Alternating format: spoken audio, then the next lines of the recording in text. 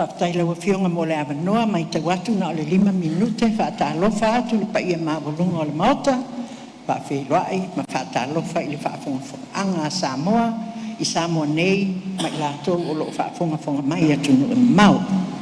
Ai o le a amata lau wholesanga. O te tūlai ma le anganga whaaloalo. Langolangoina le lafo e peo na whaatuina.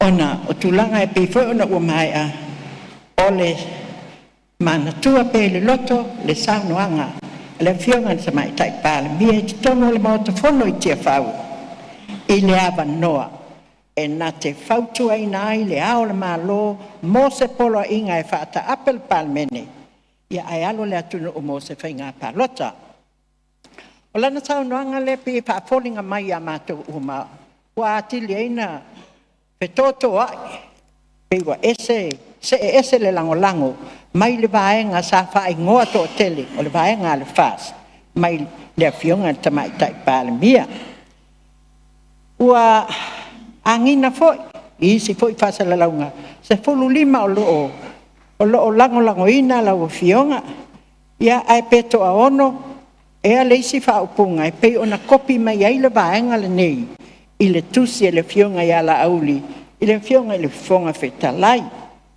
o le pesili wa tulai mai ia i le nei vaenga o maua le foi numera e fulu si ai le mauta a fai tali tonuina ia le fionga ia la auli o lo ia te le los fuluiba o le mea la wa tau na fai wa tau na whanga fua le no foa e la foia i le ao le malo e fai la na fai unga na fili mai tātou e tātou tū malo. E whaatino tātou matafa ioi. Whaasui whai pule i lalo le tūla fono. O lea la e au mai ai o i e au mai ai le fō le whaafita uli. Ona o lewa le maua se tātou fufō o le fasili. O whea o le a maua mai ai le fufō o le tali. O le tūla fono whaavai. E ui ina ese vaenga wha upu whai sa tātou ngā lulue whaatasi ma whe oe a i ai ma lau whionga ta mai tai pāle mia ma le nā vaenga. Ai o se whianga lawa i lou loto. O lau whionga o se ta mai tai pāle mia mua mo Samoa. E ui ina ua ese de vaenga wa lango ina.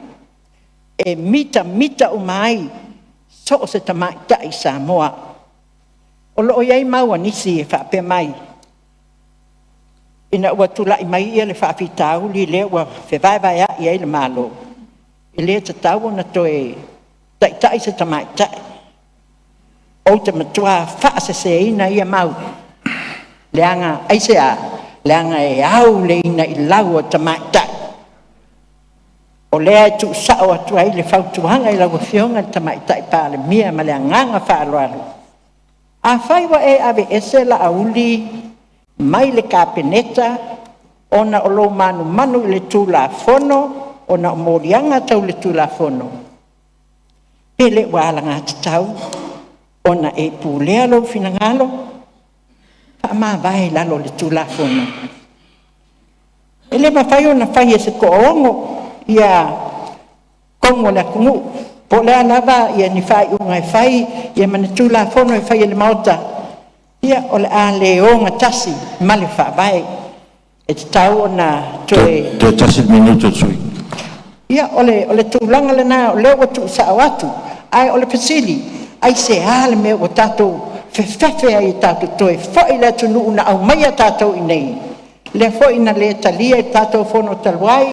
Le whātuina mai lafo. Lau a whionga whetalai. Lau whionga whonga whetalai.